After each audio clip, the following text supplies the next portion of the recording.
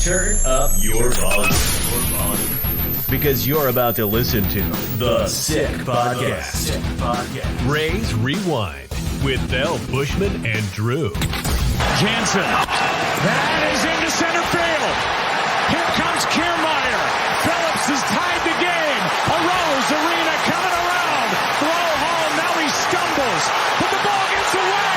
Tampa Bay wins it. Brett Phillips, Game 4 hero. The sickest Tampa Bay Rays podcast. It's gonna be sick. What's up, everybody? Welcome back to the Rays Rewind podcast, the sickest Tampa Bay Rays podcast on all the land, presented to you by the Sick Podcast Network. I'm one of your hosts, El Bushman, and tonight I'm actually joined by a Rays fan. Roman Rodriguez is going to take the place of Drew, not permanently. Drew just had a baby, everybody. He just had a baby last night, so congratulations to him and his wife. He's going to take some time off. I said, don't worry about it. Got it covered. We're going to have a great show. Enjoy your new addition to your family, and opening day is tomorrow, so don't worry about it, man. Once again, guys, thanks for joining in to the Rays Rewind podcast. You can make sure to go to our YouTube page at the Sick Podcast Rays Rewind and subscribe to it as well. Follow us on X or Twitter, however you want to call it, at the Sick Podcast Rays Rewind. Roman, thanks for joining me, man. I appreciate it. Hop on. Yeah. I am super psyched. Just for the record, I'm flexing my upward mobility clause so that way I can join this podcast. Congratulations to Drew. I'm going to try to do my best not to fill in the shoes. I realize that this is just a temporary assignment, but by George, I want to make a good impact, and maybe Kevin Cash will put me on the playoff roster. Who knows? Well, I appreciate you coming on board and joining me tonight for Rays Rewind. We've got a great show for you guys. We're going to talk Rays news. We've got bold, spicy predictions for this coming 2024 season. As you can tell, I'm in my kerchief and mother is in her cap, or is the other way around. It's the night before opening day, so we're all bundled up and ready to go because there's a lot of games going on, which some of them have been postponed because of rain. But of course, since the Rays are smart, playing a dome, we don't have to worry about the weather outside, which might be frightful, might be not. We never know. So let's get into it. Let's do some Rays news for today. We had a couple of acquisitions and one little trade this afternoon. The Rays got their backup catcher, making a trade this afternoon with the Yankees and the Marlins. They do acquire Ben Warvet. I think I'm saying that correctly. I think you and I did go over that pronunciation before the show, Roman. So I think we're doing okay on that one. I'm just going to call him Benny R. There you go. I like that. Benny R. Benny R is good for me. So the Rays get their backup catcher. They did name infield prospect Austin Shetton to the team as well. He'll be joining the 40-man roster. That has been finalized for today. Want to get your thoughts on the acquisition on Warvet from the Yankees. We have Pinto as the number one. Looks like Warvet's going to be the backup. What are your thoughts on the acquisition of him? Short thoughts. To be determined. He really reminds me a little bit of a better defensive version of Michael Perez in terms of lefty bat. I was taking a look at some of his under the hood stats. I'll be optimistic at the end of the day, but is he truly better than Francisco Mejia? Is he truly better than Jackson? And that's where that's going to be kind of eating away at me in the back of my head. But clearly this was someone that they wanted to get in on. They gave away a great center fielder who I thought was pretty underrated in Shane Shikoski. I always mess up his name. We'll do Shane S. How about that? Oh, Shane? There you go. I practiced, folks, before this, and unfortunately, but anyways, to digress, I'm interested to see what that investment will come back. It's not like the Rays ever made a bad trade, Joe Ryan for, Nelson Cruz. That turned out really well. Yeah, that turned out great for us. Yeah, exactly. 100%. Yeah. I want to go back to, it looks like the Rays do have kind of like a type of catcher because his Warvet's defense is great. The bat, not so much. And I think eventually down the line, we may see Mejia back up in the 40-man roster because just the familiarity with him. And his bat's not that bad. He's been one of the better catchers that we've had in the lineup. Me and Drew always joke about it's the Buster Posey curse that ever since we didn't draft him, way many years ago, that the Rays haven't really found, a really good backstop. Now we've had guys in there before. Navarro was great. He was good. Mhm. But I just think we haven't really had that franchise catcher. So hopefully, we'll see some of that maybe out of Pinto this year. But I think eventually you'll see Mejia back in the 40-man roster. You call it the Buster Posey curse. I say that we're still trying to live up to the shadow of Toby Hall. Oh, Just okay. to really That's show. bringing it. That's bringing it way back. There you go, man. You didn't just get me up here for my sex appeal. Just saying. Yeah, but I think with the opportunity that the Rays had to draft Buster Posey, it's that one of those swings and misses that they had way back in the Devil Rays days, where they whiffed on a few prospects that turned out to be giant superstars like the Bobby Abreu's of the world, and the Albert Pujoses of the world that the Rays did have a chance to draft and said, nah, these guys are good. Well, I'm really excited about how we got Tim Beckham. He was such a strong force Great in other force. organizations. Yeah. Yes. He really, he was really good in Baltimore for half a season. Yes, Yeah. yes, he was. That's very true. Yeah. All right, we'll move on to the other news for today. The Red Sox made a trade with the Rays, which was a weird trade. You're trading inside your division. The Red Sox did acquire Nadayuki Uwasawa from the Rays for cash considerations. Uwasawa did come to the Rays, did come to the U.S. Wanting to pitch for the Rays. Loved the Rays style, loved the Rays way, as we say it here in Tampa Bay. But didn't work out. Obviously, there wasn't really a spot for him on the roster. Didn't want to, be down in the mires for Durham for a little bit to see if he can make the roster. But the Rays made a trade. Now he's going to Boston. Obviously, Boston does need help in a lot of areas, and pitching is one of them. Were you a little bit surprised about this? Did you really think that? Did you think Uwasawa was maybe going to stay down in our minor leagues and just kind of wait it out, or were you kind of really surprised by this trade? I was completely blindsided because at the end of the day, he was on the media saying that he was okay with this. That's what makes me most irritated on this. And he said, yeah, I realized what's going, and if I need to go in Durham, I'm willing to do so. And now he kind of flipped the script and changed his tone. So I'm a little bit salty, to be very honest with you, on that. And then on top of that, out of all teams that he goes to Boston. Which an in-division trade scratches my head. Now I know we did one. We were involved with the 3-team trade with Miami and the Yankees today. Another in-division trade. But this one, this one to me, I'm a little I'm scratching my head too as well, because this is a guy that his last outing in spring was pretty good. He looked decent, and as the Rays value pitching and value arms, this is a guy they could have kind of stashed a little bit. So I'm a little surprised as you as well. I mean, maybe the kind of cash that the Red Sox were dangling to the Rays were like, hey man, we'll give you this much for Uwasawa. I mean, come on, what is he really going to do for you guys? He's just going to be down in Durham. He's 30 years old. I mean, what is he really going to do? Here's some money. Just take it and leave it.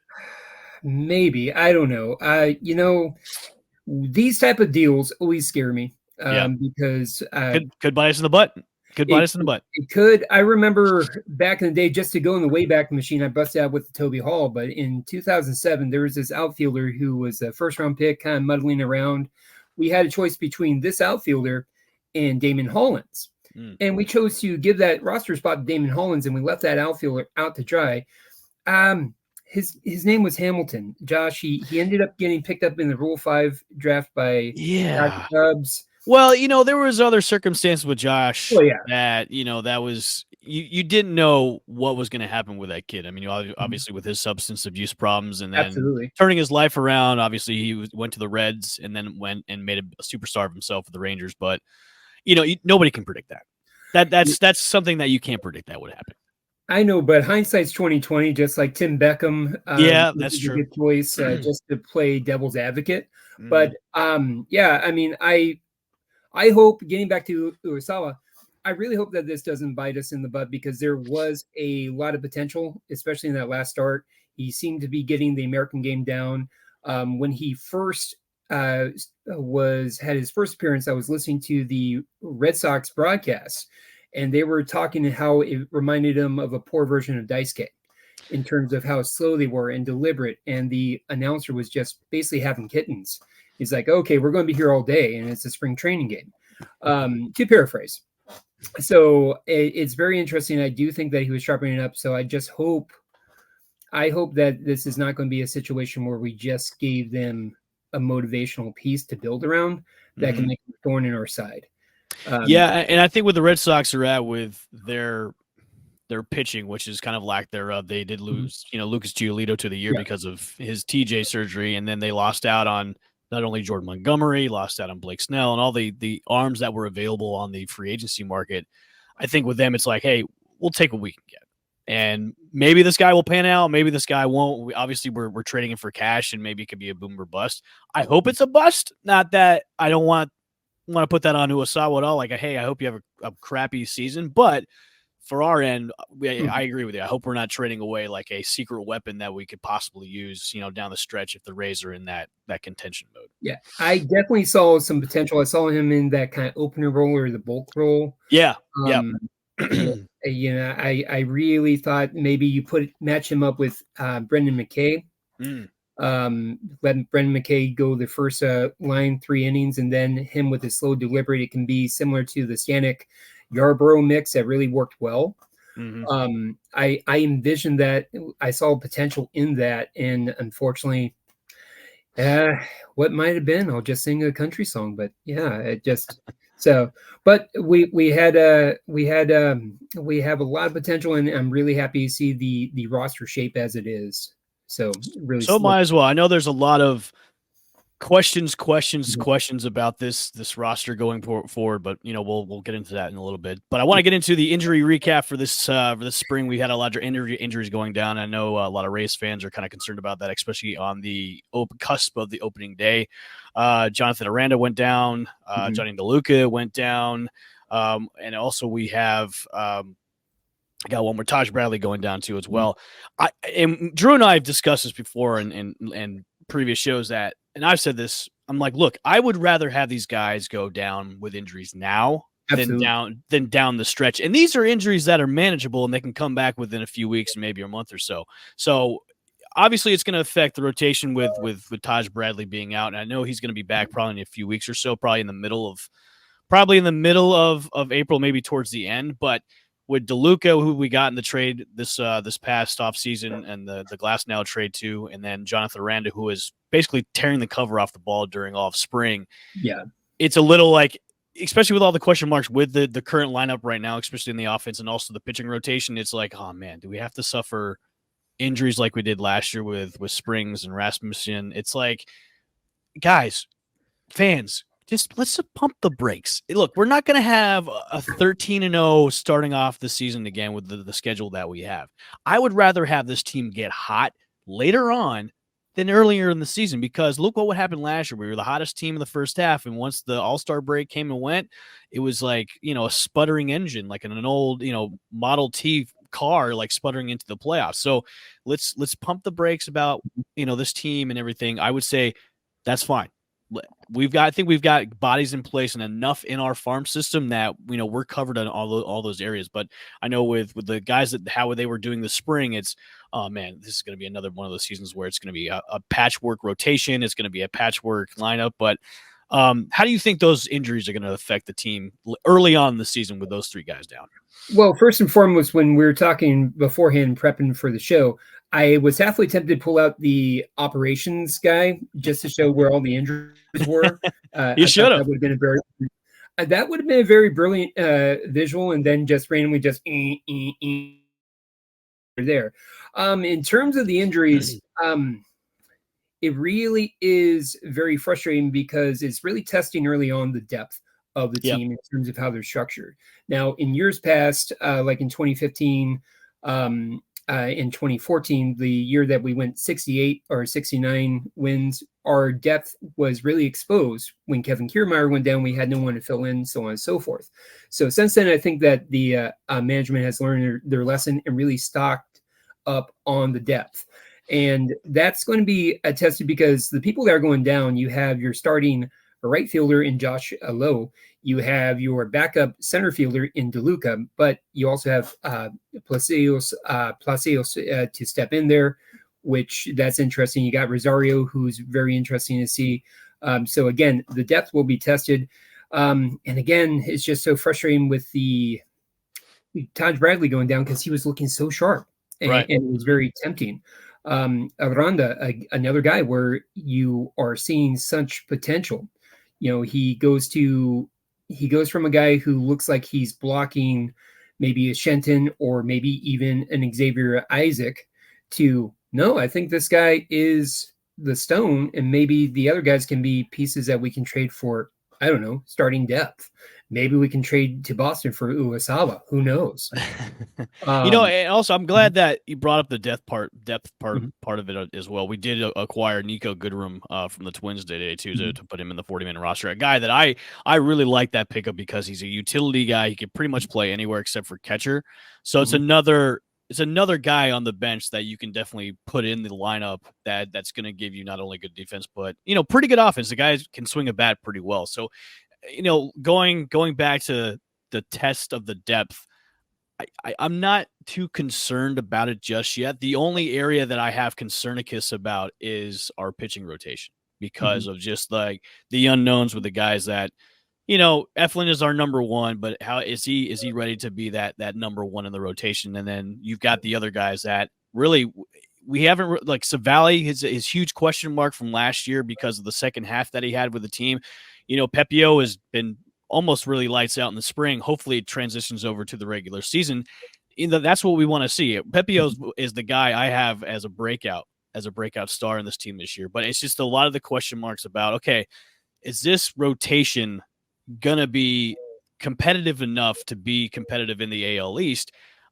Especially with the guys that we have waiting that are going to be coming back later on the season. I'm hoping that this rotation can eat enough innings to where our bullpen, which I think is one of the best in the league right now, doesn't have to come in and save their butts, most of the time because they're not going far into the games. What do you think, Rum? My concern is definitely with how these guys are not tested. Specifically, Eflin, he's been very sharp, but we gave him a heavy workload. How's that going to translate to this year?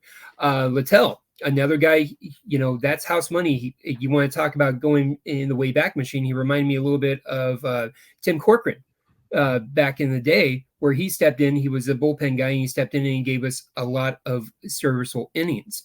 And he's definitely doing a lot of great. Then you have Savali. When I see Savali, I see Matt Andrees, a better version of Matt Andrees. Yeah. So good comparison. Yeah. Well, thank you very much. I appreciate it. You're welcome. just trying to make Drew proud, just so he can focus on the baby stuff. But here's my concern, man. When thinking about it, if those guys don't pan out, who do we replace them with? Exactly. Montgomery is not ready yet. The depth and the rotation in Durham, we saw who they had. Are we going to replace him with Sterner? Sterner's not ready. So you have. I mean, you could wait and see if Rizzy's it could be brought up at any point in time. I know he's going to start in Durham, for the time being, but this is a guy that's familiar with the rotation and everything. But he's coming off also an injury surgery too as well. So it's how is he going to be if he's if he has to get called up if one of these guys go down? Is Rizzy going to be Rizzy that we used to see in the Rays uniform, or is he going to be the Rizzy that just came off injury surgery? So that's another question.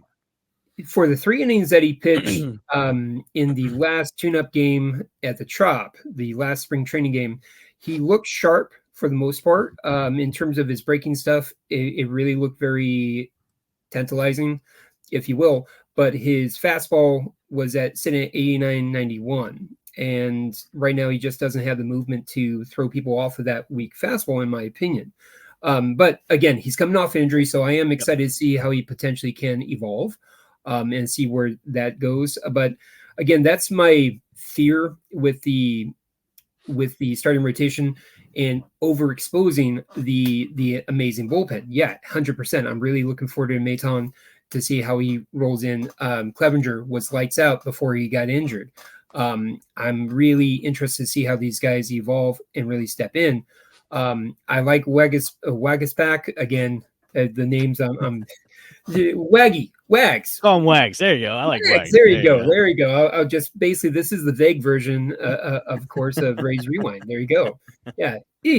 Maybe. But anyways, to digress. So I'm really, I have tempered expectations because the aforementioned reasons, and I'm really looking forward to see how this chapter is going to be written, and if we can just hold if we can just hold the fort down, yes, we got talent, but remember that talent that we have coming up is coming off an injury. We just illustrated that with Rizzy. Right. So, okay, what are we going to get out of Rass? What are we going to get out of Springs? We've seen it time and time again. When Matty Moore came back from Tommy John, he got shelled. I mean, David Ortiz got his 500th home run off of him because he had a cookie right in the middle. Yep. Same thing with Alex Cobb when he came back from Tommy John.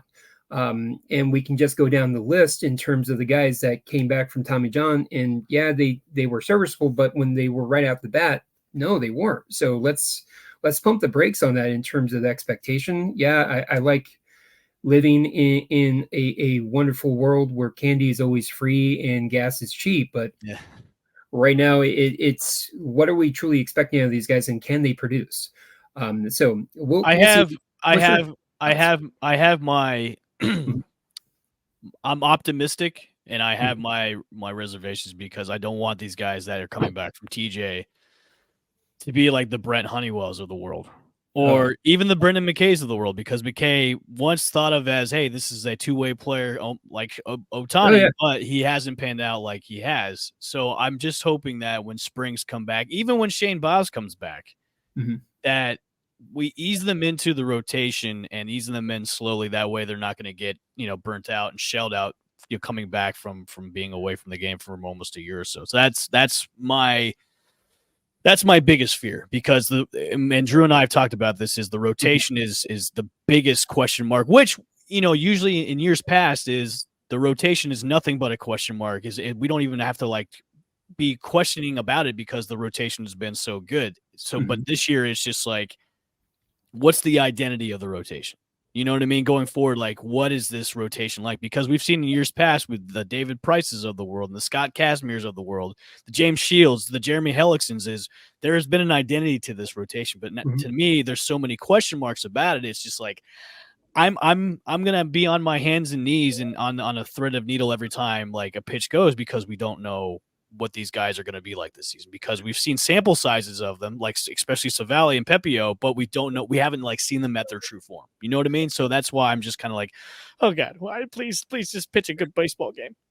So that's my only apprehension going forward is how is the rotation going to go? Okay. And we'll find out tomorrow when Eflin goes on the mound and pitches for game one. Let's get into the AL East predictions for 2024.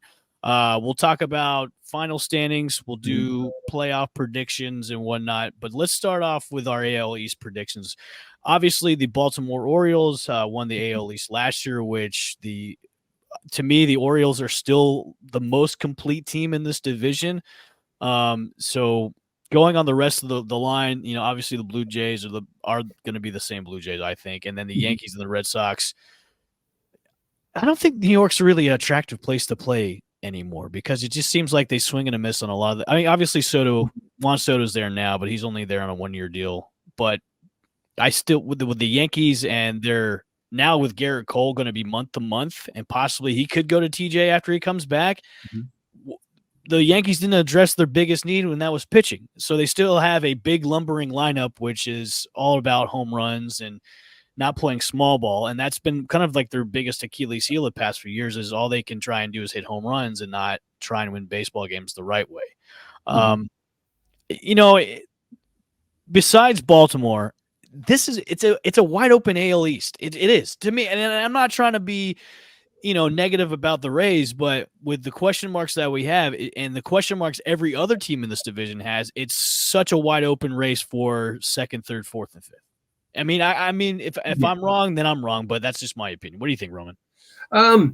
Now, are you completely sold on Baltimore? Is it hands down? Yes, Baltimore's number one. I'm completely sold on Baltimore, just because of what we saw last year with the amount of young talent that they have, and the mood. Now, obviously, they lost Felix Bautista to injury. He's going to be out, but they did bring in Josh Hader as their closer, and that was one of their biggest things. That was one of their biggest strengths last year, was their bullpen, being lights out. But I think hands down, with the amount of young talent that they have, and still have young talent to bring up. I mean, Jackson Holiday is still waiting in the wings. He was just sent out, and he's gonna be in AAA before, for the start of the season. So I just think with the most complete team that doesn't really have a lot of question marks, it's Baltimore. And I'm gonna look, Rays fans. I'm being realistic here. I've got Baltimore being number one right now and winning the East. Probably again. With everybody else, it's a wide open race to me. And for the record, I do as well for now. Now, my questions on Baltimore is their depth really wasn't tested last year. When you take a peek underneath the hood in terms of who they have prospect-wise and how did their minor league teams perform, for someone who has been finishing last place as long as they have recently, you have the Grayson Rodriguez, you have obviously the Jackson Holidays of the world. But in terms of if one of those guys go down, who's going to fill in for me? Yeah, I totally get that. Yep. Exactly. So Phoenix Saunders, here you go. Let's go. Come on back.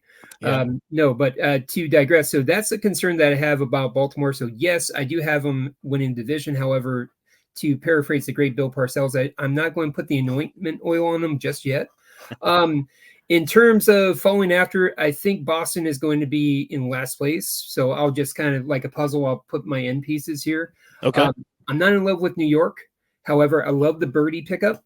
I really like that a lot. I loved him from afar. He always annoyed me when we would play the Marlins because he was scrappy.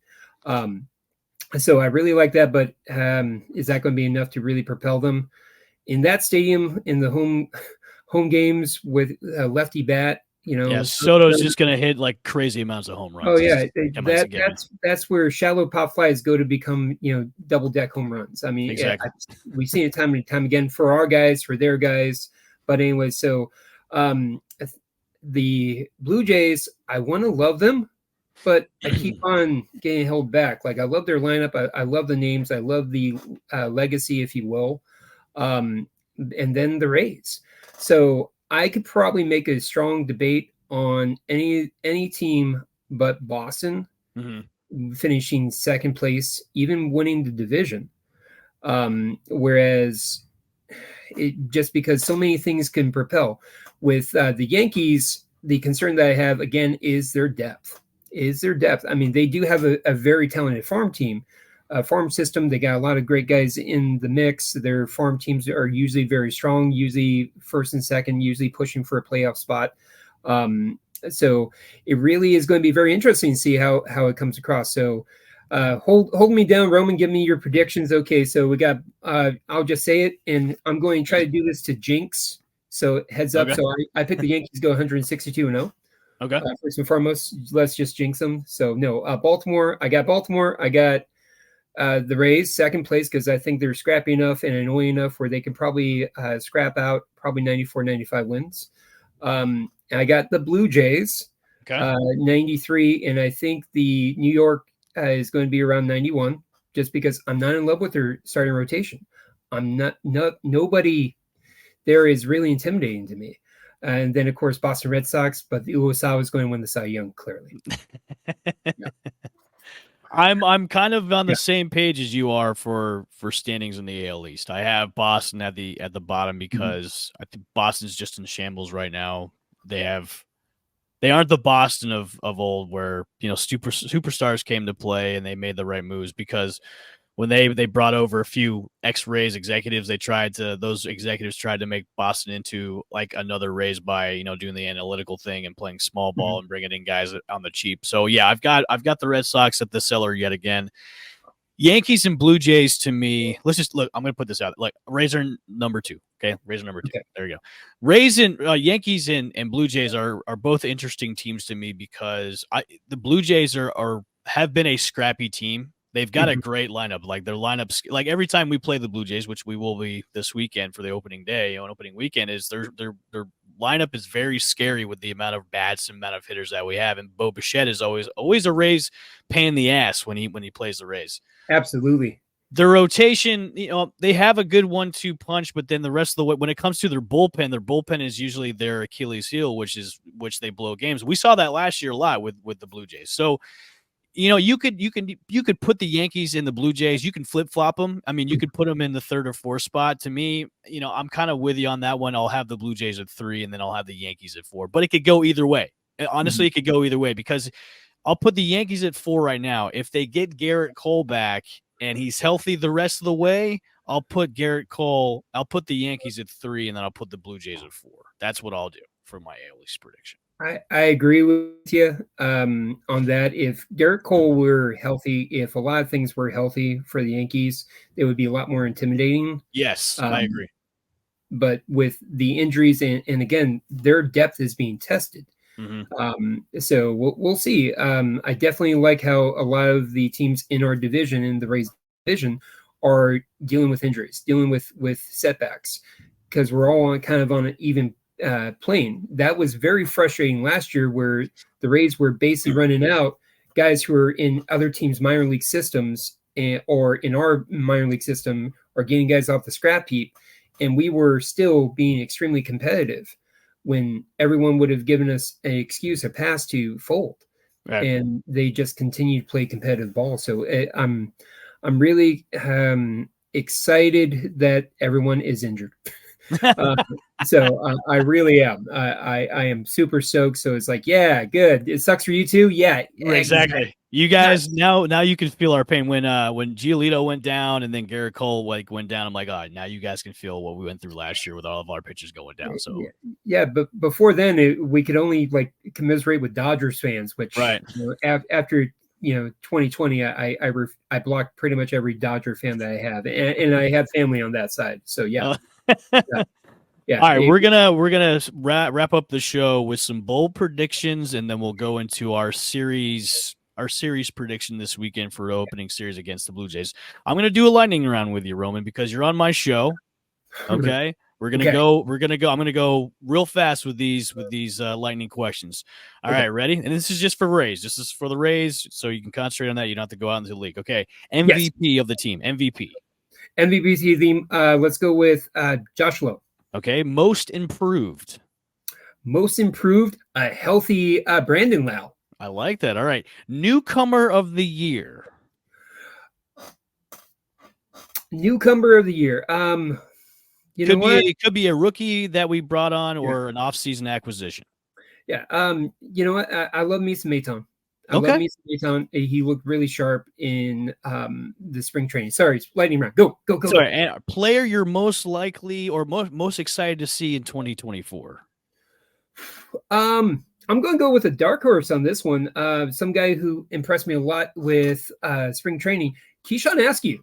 Okay. Keyshawn Askew, I can really see with his lefty delivery, and I really like the pickup when we traded Rich Hill for him to the Mets.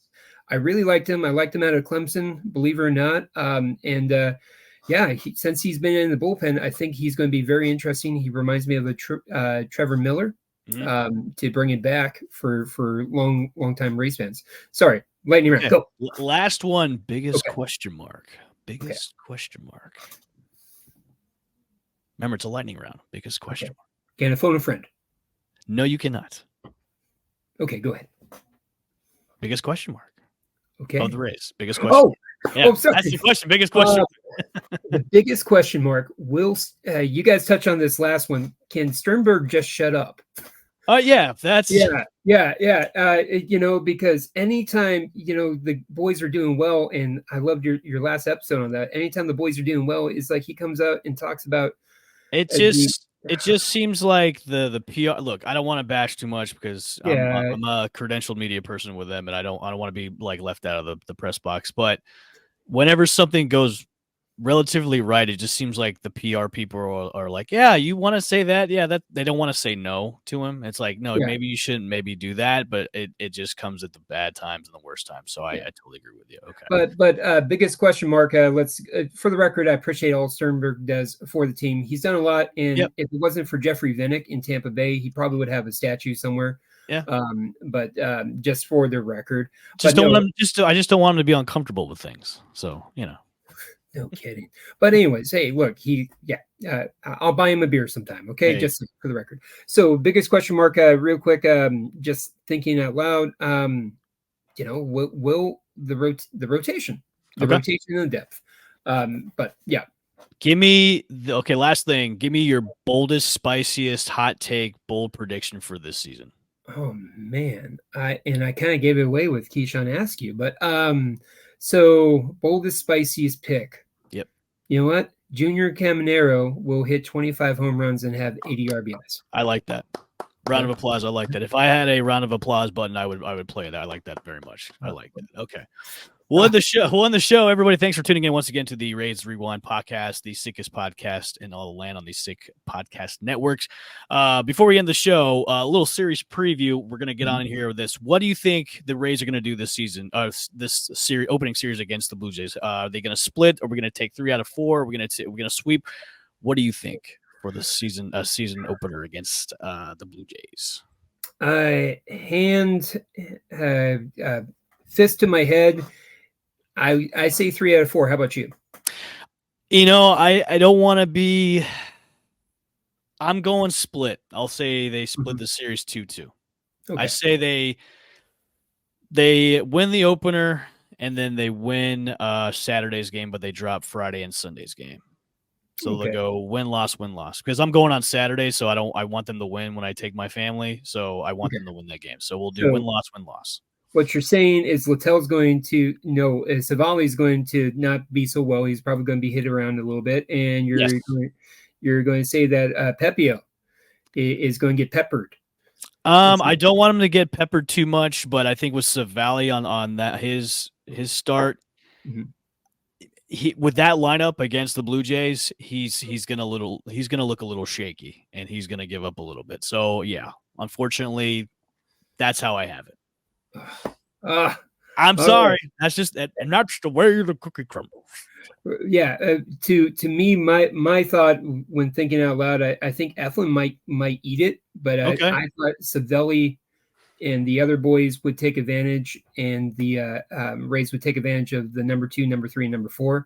But I'm a huge Berrios fan as well. Like I really like what he brings to the table. Underperforming, but we'll see. That's my thought. But best luck to the boys. Remember, folks, we could be totally wrong. So don't worry. Don't hate us. We could be totally wrong out there in Rays Twitter land, because Rays Twitter land is just so. You guys are so awesome.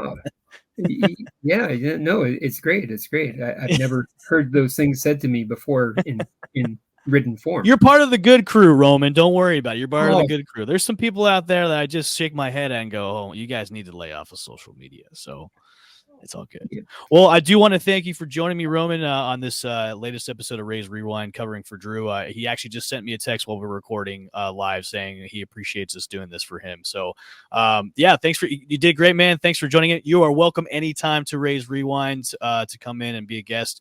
Guys, well, that'll do it for another episode of Rays Rewind. Make sure to go to our YouTube page at the Sick Podcast Rays Rewind, and make sure to follow us on X or Twitter, however you want to say it, at our page at the Sick Podcast Rays Rewind as well. For myself and for Roman, we will see you guys later. Happy opening day tomorrow. Rays up and Rays win. Let's go.